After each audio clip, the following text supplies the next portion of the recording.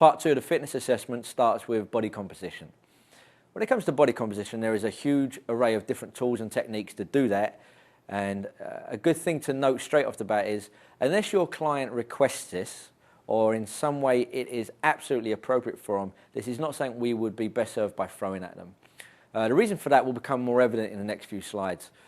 I think it's very powerful for you to know what these techniques are so that you can educate your clients on the limitations behind body composition assessment, but also if you do it, what its applications are.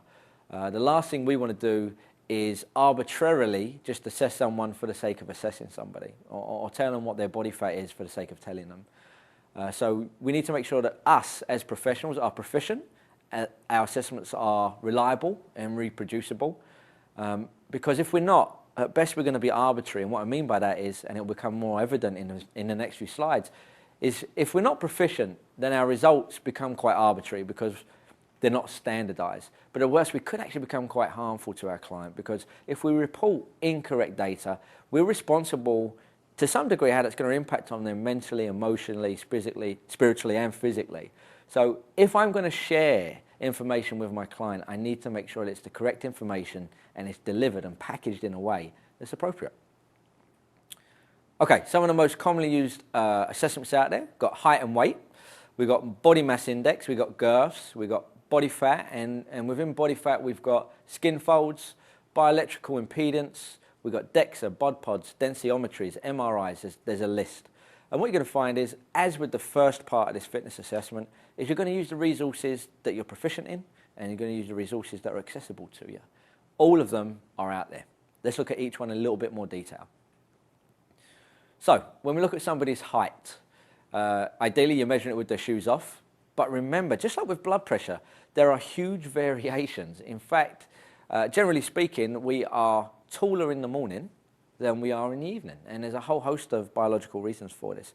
Some of the most common are hydration, disc height in the spine, synovial fluids in the joints change, and perhaps all of it is under this umbrella called gravity. As the day goes on, gravity has an impact on our height. So when we wake up in the morning, there can actually be 1 to 2 centimeters difference than in the evening. So they're standing against the wall and they want their heels, their buttocks, their shoulders and their head flush against the wall. They inhale and you measure to the nearest 0.1 of a centimeter. Now with weight, the daily variations are even larger than they are for the height, and these are affected by food, hydration, and a whole host of other factors. Shoes off, you want minimal or consistent clothing. So if they're wearing cycling shorts and a vest top, then that's what you want to use every time. Again, it's coming back to standardization.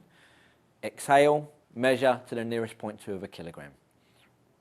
If you're out of interest, it's no bad thing to sometimes measure both daytime repeatedly and evening repeatedly, just to see if there are huge fluctuations. Okay, body mass index. This is a big topic out there in the health industry, and it's come into the fitness industry. Regardless of what your opinion is of it, it's out there, it's being used, and rightly or wrongly, our clients are coming to us. If they've been to their doctor, the chances are they're coming to us with some understanding of what BMI is and where they are on the scale. And it's really going to be up to us to educate them and empower them as to what this means. So really it's a measure of heaviness. It is not a measure of weight. So when we get to the part where we can calculate someone's BMI, this is not and should not be reflected to the client as a measurement of weight. It's a measurement of heaviness. It doesn't, however, distinguish between quality of heaviness. So it doesn't tell you fat versus fat-free mass. It makes no distinction whatsoever. Very, very common example is if you took any kind of athlete, such as a rugby player, American football player, the chances are on the BMI chart, there's a good chance they're going to be too heavy for their height. They're going to be considered overweight and sometimes even obese, because it doesn't take into consideration the quality of the heaviness, fat versus fat-free mass, but it also doesn't take into consideration conditioning, health, or training status. It's simply an absolute measure of heaviness. So if we use it, bear that in mind, and the protocol is this. You measure someone's weight in kilograms, and it's 2.2 pounds per kilogram, and you measure height in meters. And the height in meters squared the height in meters is the part that you square. So quite simply, give you an example. If you had a client that was 80 kilograms, which is about 176 pounds, and you had that client was pretty tall at 2 meters, you take the 80 kilograms and you divide it by 2 meters squared, which is 4. 80 divided by 4 is 20. You now compare it to the normative reference list, and a BMI of 20 would be underweight. And that wouldn't be surprising if you had someone who's 2 meters tall, only weighing 176 pounds. However, what you can't do is tell them whether that's a fitness factor or a performance factor, and to some degree you can't tell them what that means for their health because you don't know those factors about them. If you look down the scale, you'll see 20 to 25 is considered ideally healthy, and again it uses weight but really it's heaviness. 25 to 30 is overweight, and it progressively goes up the scale with a progressive description of whether they're level 1, level 2 obese or morbidly obese. There are some variations here between men and women also. Now, we're going to move into waist and waist to hip ratio. Now, of all of the ones we've looked at, BMI is really typically used in the healthcare industry, but it's definitely noteworthy that when it comes to waist and waist to hip ratio, these two are quite significant, even for us, because they have implications on the incidence and the risk factors associated with cardiovascular disease and particularly with metabolic syndrome. So this is something that's highly correlated to real health factors and risk factors. So I think we should be very educated on how we do this and what they mean. We measure, for waist, we measure either between the lowest rib and the top of the pelvis, i.e. your iliac crest. So between your lowest rib and your iliac crest, you find the midpoint, and that's your waist. Now that's going to vary on individuals based on their anatomical design, but it's often just easier to go to the umbilicus. It's not necessarily technically correct as the midpoint or the accurate point of the waist, but it's standard, it's reproducible, and you can find it every time. Ensure the tape is level, and we usually do that from a side view, which you'll see in our videos of how to perform this. And we want to apply slight tension. You can use any tape measure you want, but typically there are anthropometric tapes that are designed specific for this, and they're built to make sure that you maintain an accurate measurement. And again, you can see from the standards what is considered healthy or a health risk. Now, the waist to hip ratio is you've got your waist measurement, and now you want to measure the hips. Contrary to what a lot of people think, the hip measurement is not actually at the hip anatomical location. It's taken at the point of greatest girth around the buttocks. So it's taken at the greatest circumference around your butt, around your gluteals. And now what you do is you take your waist measurement and you divide it by your hip measurement. And you'll see on those standardized data along the bottom there what's considered average, healthy, low, or high. And again, these factors are highly correlated, or these findings are highly correlated to cardiovascular disease and metabolic syndrome disease. Okay, now we're going to look at actually taking body composition sites. So we're going to start with bioelectrical impedance. This has become more and more prevalent in the last few years in the industry. And it's based on the premise that electricity passes through the body. And based on the nature of the mass that it's going through, muscle, bone, connective tissue, water, there's a different conduction rate. In other words, water will conduct electricity more efficiently, faster than body fat. So this simple premise has come up with what we call bioelectrical impedance. And it's a way of sending bioelectrical current through the body. And as a result of how much resistance it comes across between fat-free mass and fat mass, it will give us a speed of conduction, and that can be calculated using a regression equation to tell us what somebody's body composition is. Okay, bioelectrical impedance.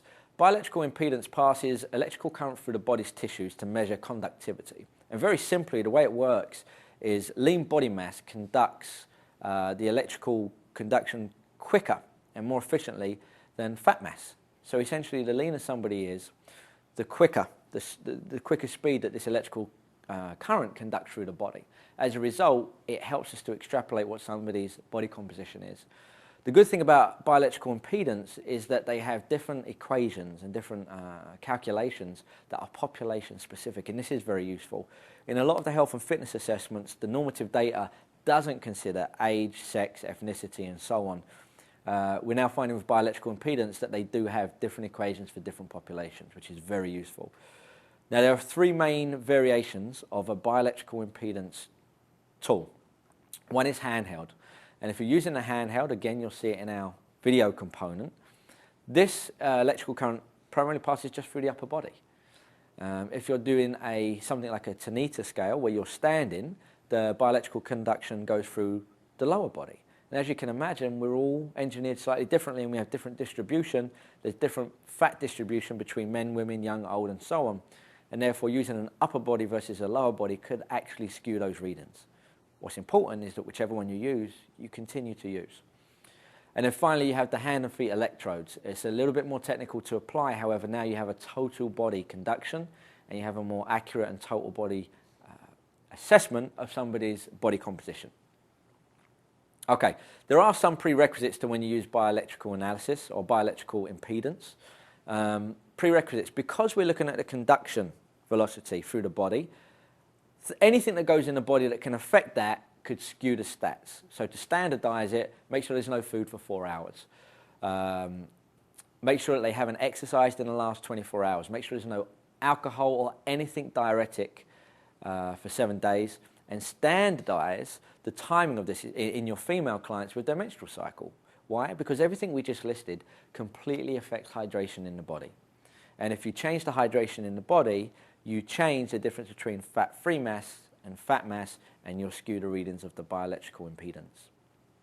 Now, they're the things you need to control. The things that can affect bioelectrical impedance are age, positioning. So where are you positioning? Is it handheld, foot? Is it total body?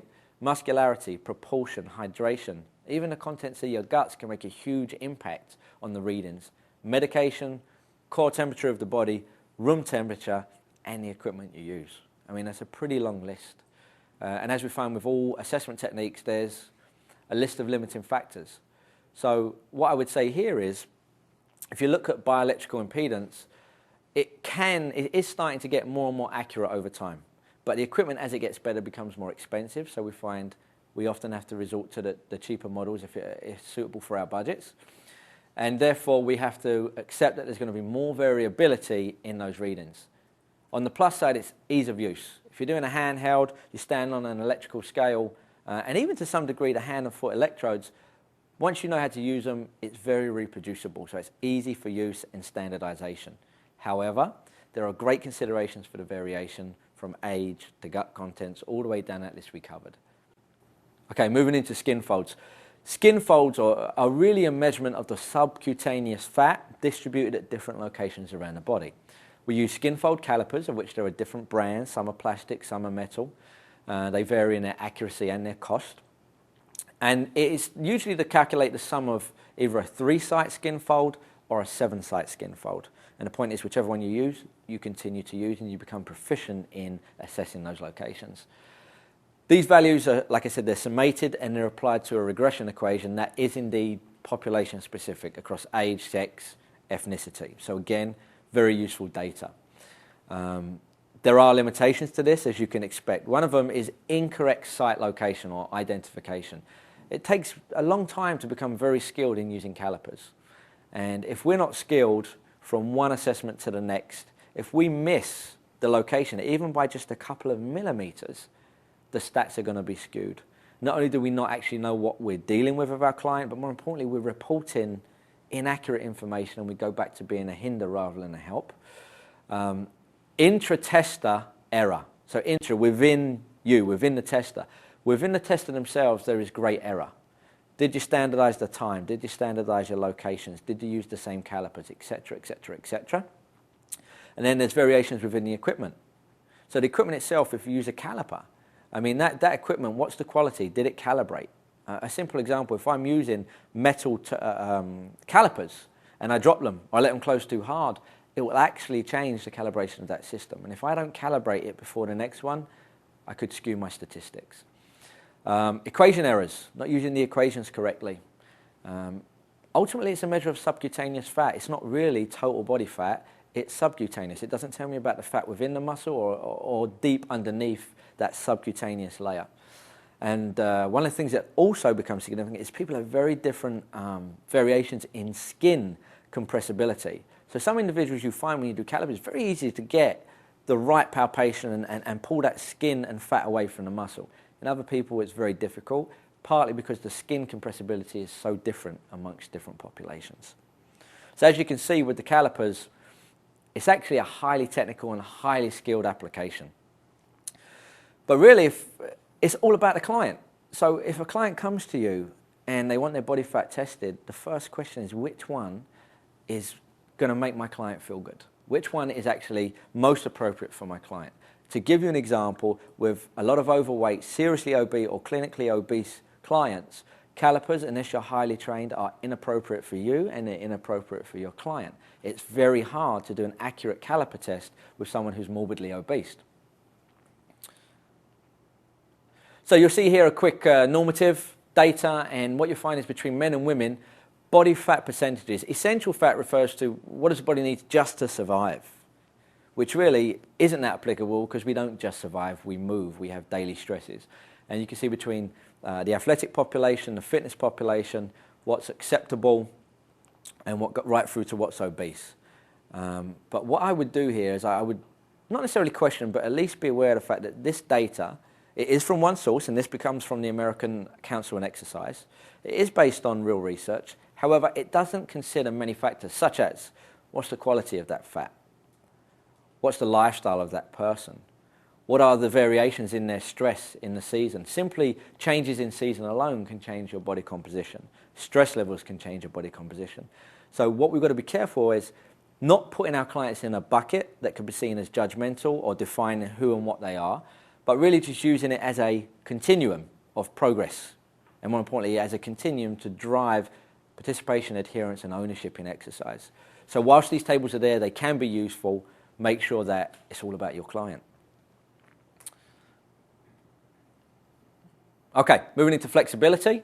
We have, again, there's many forms of flexibility and there's many forms of assessing it. The big bang for bucks that are in the industry that are used a lot, the most common is sit and reach. Many people say this is an assessment of hamstring and low back flexibility. There's a lot of debate over that, and it's not the purpose of this lecture to go into it. However, we can note quite objectively that the sit and reach test, with that claim to be hamstrings and low back, doesn't consider variations in arm, leg, and trunk length. So somebody who's got a longer lower body than they have upper body, or vice versa, somebody who's got longer arms than other, is going to have a variation in the sit and reach. And it doesn't distinguish between muscular, connective tissue, neural, or orthopedic mobility. So in other words, someone could sit down and do a sit and reach test with standardized objective criteria, but the reason they may not get where you think they're going to be getting, or they may not improve, may not be muscular flexibility, maybe orthopedic, maybe neural, maybe connective tissue. So it has limitations, but if you're using it, standardize it and repeatedly use it in the same way. There are hands-on assessments. A couple of examples would be the Thomas test and the Ober's test, which are simply manual assessments. The client is manually assessing their own flexibility. And we have goniometry, and goniometry is a highly skilled and technical application. And again, if you're not proficient in it, probably is not a tool for you to be using. However, we can objectively say that it really only measures joint angle. Goniometry is not an assessment of tissue quality, length, or integrity in terms of what we can usually think of as flexibility, but it is an assessment of range of motion. So that's just a few of the options that we have in the industry for assessing flexibility. Now, we're rounding up now. I think the next two slides really put it in a nice bucket for you. One is, if you're going to report these results to your client, report them against norms where applicable, but not if it's not appropriate. So just because someone's in a certain age and a certain sex, that doesn't mean they should be compared against that norm if their lifestyle goals and needs are completely different. Emphasize changes over time as most important. This is not a quick fix. You're not assessing them so that they can go from A to B in as quick as humanly possible time. It's to show them that this is where you are on your continuum and we want you going this way. And more importantly, do you want to be going this way? If so, we're going to use this as an objective feedback tool. Discuss the implications for exercise. So I've assessed you. I've done flexibility. I've done strength. I've done cardiorespiratory. I've done all these assessments, body composition. How does it impact on your training? If it doesn't impact on your training, there was no point in doing it. You simply tested for testing's sake. and then discuss the relevant lifestyle factors where appropriate. So if somebody is highly stressed and highly toxic and they need nutrition and lifestyle techniques as much as they do training techniques, it may not be your role to provide that, but it's your role to educate them that these are factors they need to consider and refer out or bring your resources in as appropriate. Consider their level of knowledge. This is a big, big point. Meet your client where they need to be met. Don't speak to them in a language they don't understand. Don't speak to them in a language that's seen as judgmental or negative or condemning. You want to speak to them in a language that they're prepared and willing to accept. And discuss the need to retest on a frequent basis. So block it out. Make sure that you hold them accountable and yourself accountable for making this an objective part of your training. And then finally, let's conclude by saying communication. If you're not communicating to your client why you're doing it, how you're doing it, and the purpose of doing it, it's arbitrary. Don't test for testing's sake. And really, this whole thing is about driving ownerships and results. And those results aren't always black and white. Those results could simply be increased participation, adherence, enjoyment, and taking ownership for moving again. And if showing them a sit and reach test was part of getting them there, then it's a wonderful tool. If doing a sub-maximal VO2 test was part of getting them in the gym, it's a wonderful thing. But a test is not your focal point. It's a tool to the bigger purpose, which is helping them to feel good about moving and improving their quality of life. And the way we do that is we meet our clients where they need to be met. So pull out of this toolbox what you need, what's appropriate for your clients, what's appropriate for your skill set, what's within your resources, and use them to the best you can.